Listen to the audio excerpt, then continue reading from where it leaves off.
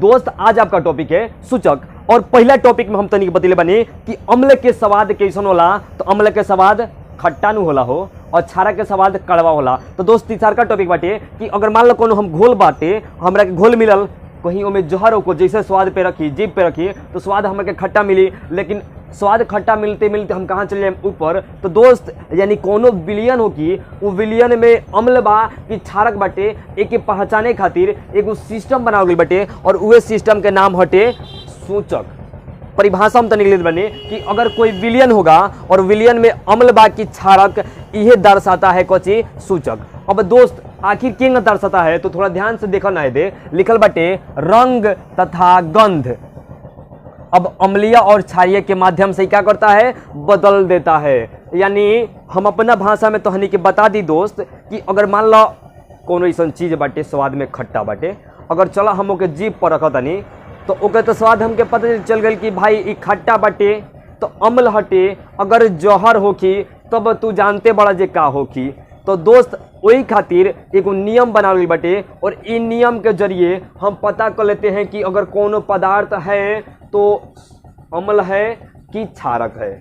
अब दोस्त ये पता क्यों करता है और ये होता कितना प्रकार के है, तो ये होला 3 प्रकार के, यानी 3 तरह के होता है। पहिलका को बोलते हैं प्राकृतिक सूचक और दूसरका को बोलते हैं कृत्रिम सूचक। एकरे दूसर का नाम हटे संश्लेषित सूचक। और तीसरका जौन बाटे एक बोलते हैं गंधीय सूचक। यानी कोनो भी विलियन है वो विलियन में अम्ल बा कि क्षारक बाटे जौन बतावेला वही के तब बोल जाला सूचक। और सूचक होता है 3 तरह के, एगो बाटे प्राकृतिक सूचक, कृत्रिम सूचक यानी संश्लेषित सूचक, और तीसरका बाटे गंधीय सूचक। तो दोस्त सबसे पहले हमने तो जान लिया कि प्राकृतिक सूचक का हो, तो अपन भाषा में बता दीजिए। जैसे हल्दी दिखले बढ़ जाना, हल्दी कोनो हल्दी के रंग कैसन होला, तो पीला होला। जैसे में हम लिख दिए कि प्राकृतिक सूचक आखिर हो का, तो प्राकृतिक सूचक आखिर होता कहाँ से है, आता कहाँ से है। तो प्राकृतिक सूचक वैसा सूचक है जो पेड़ पौधों से प्राप्त होता है। यानी वैसा सूचक जो पेड़ पौधों से प्राप्त होता है उसको हम बोलते हैं प्राकृतिक सूचक। इनमें तो कोनो डाउटे ना होगा चाहिए हो। और देखो जैसे सूचक होता है, तो जैसे सूचक होता है तो प्राकृतिक सूचक आखिर होला कहाँ से, तो लाइकेन के पौधा से लिटमस पेपर बनेला। याद रखिए हमेशा ऑब्जेक्टिव में पूछ सकता है और पूछी हो भाई, सवाल बन जाए चाहिए।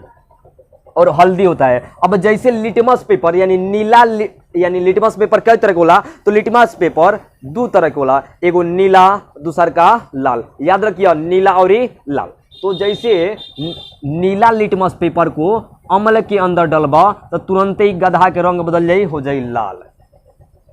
और जैसे क्षारक के अंदर लाल लिटमस पेपर के तू डलबा तो तुरंत एक रंग बदल जाई और हो जाई नीला, यानी रंग बदले वाला होता है लो। और जैसे हल्दी के अम्ल के अंदर डलबा तो यानी हल्दी के माई से कहिए माई का कर हल्दी कूच द और उसमें जैसे नींबू के लिया के रस डलबा तो जेंगा है उसी तरह के उसी तरह रह जाएगा, यानी एक रंग में कोनो परिवर्तन ना हुई। और जैसे बाबू उसमें लिया के चूना डलबा तो एक रंग बदल जाए, थोड़ा लाल कलर के हो जाए। यानी जैसे चूना डाल रहे, चूना कौन है, क्षारक है। जैसे देखिए ना डिस्क्रिप्शन में लिंक दिया गया है, जाके भाई टॉपिक 1 और टॉपिक 2 देखो, आपको पता चल जाए कि अम्ल क्या है और क्षारक क्या है। पूर्ण रूप से आपको जानकारी दी है। तो जैसे इस हल्दी में चूना को डालते हैं तो ये कौन कलर का हो जाता है, लाल कलर का हो जाता है। तो आपको मालूम चल गया कि प्राकृतिक सूचक है का, तो जो पेड़ पौधा से प्राप्त होता है वो तो प्राकृतिक सूचक हटे, दूसरा का कृत्रिम सूचक। अच्छी आप लोग जानते हैं कि कृत्रिम मतलब होता है मानव द्वारा तैयार किया हुआ, यानी वैसा सूचक जो रसायन द्वारा बनाया जाता है, यानी जो केमिकल के द्वारा तैयार होता टे वो तुहरटे कृत्रिम सूचक। जैसे में हम आपको बता दिए कि जो मेथिल है, मेथिल जैसे मेथिल को क्षारक में डालते हैं तो एक रंग बदल के केंगा हो जाता है पीला कलर के, और जैसे ही इसको अम्ल में डालते हैं तो एक रंग केंगा बदल जाता है लाल कलर के।